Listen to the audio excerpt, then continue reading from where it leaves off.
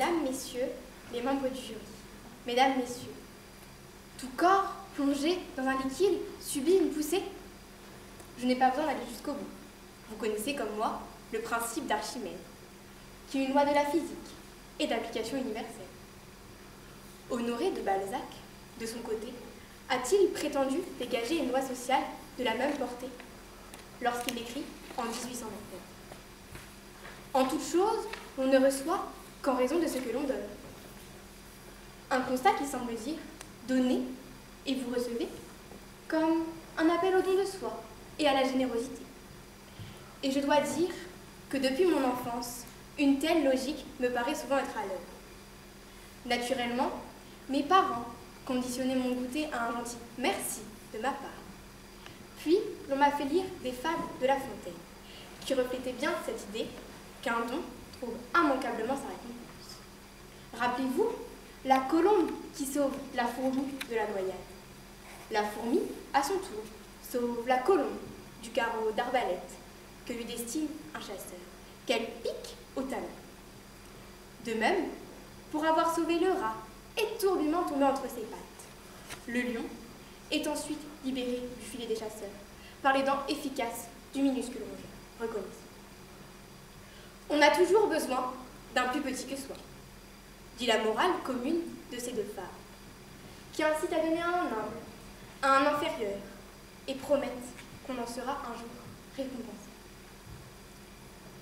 Donnons, donc, et nous recevons, en juste proportion du bien que nous avons fait. Soit, faut-il encore que notre don ne s'adresse pas à un ingrat.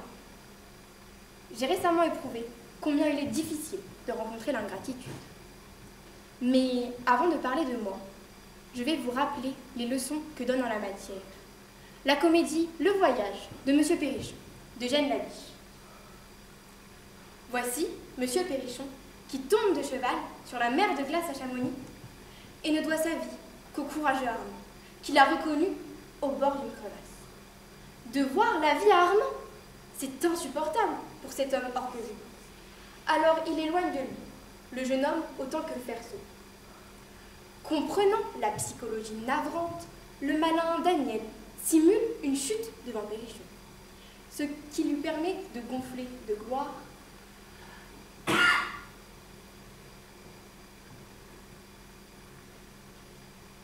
Voilà Daniel dans les petits papiers de Perrichon, qui ne cesse de lui répéter « Je vous ai sauvé la vie, je ne l'oublierai jamais ».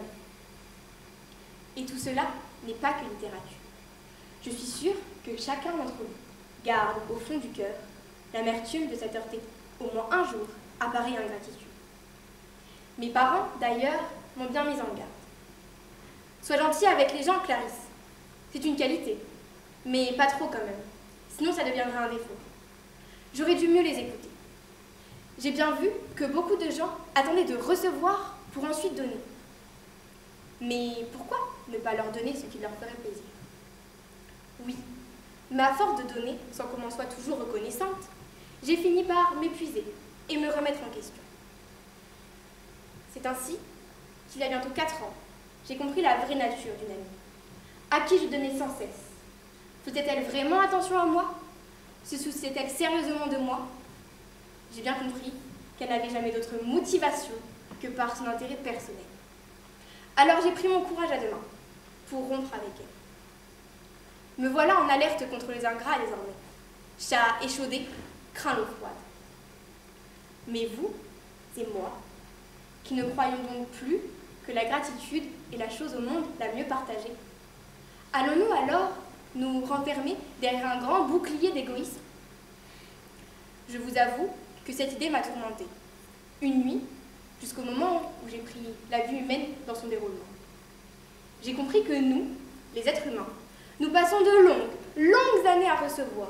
Recevoir pour que ce soit un jour à notre tour de donner. Au 1er siècle, avant Jésus-Christ, le poète latin Lucrèce a décrit de façon saisissante l'absolu dénuement du nouveau-né. Nu, sans parole, dénué de tous les secours qu'il aidera à vivre.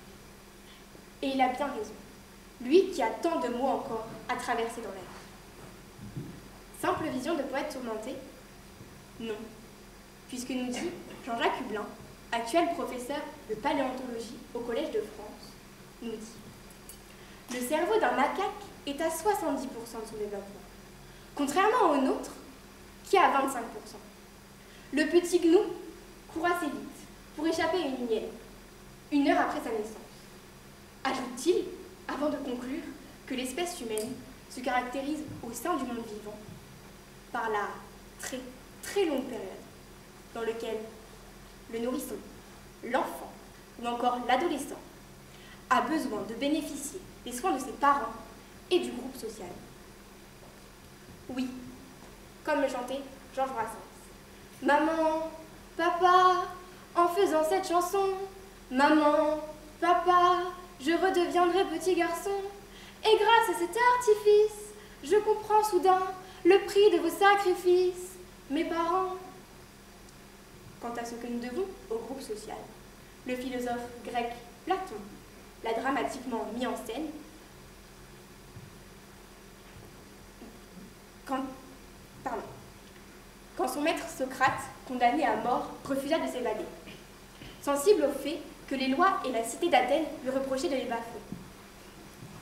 Nous qui t'avons mis au monde, nourris, élevés, nous qui t'avons fait profiter de tous les biens dont nous possédons, vas-tu nous désobéir maintenant et nous ridiculiser?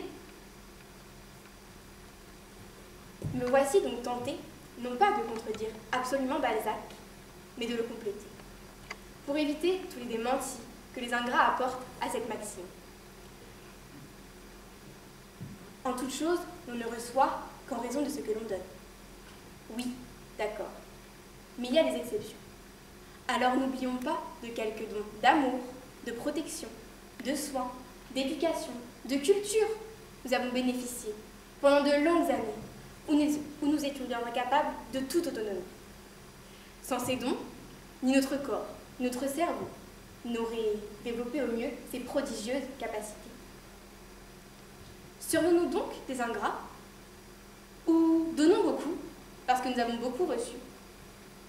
Devant vous, avec vous, je n'imagine pas d'autre solution à cette alternative que celle de la générosité, de l'altruisme, éclairée, certes, son imprudence, naïveté, mais surtout nourrie, élevée par un profond et inextinguible sentiment de reconnaissance. Je vous remercie.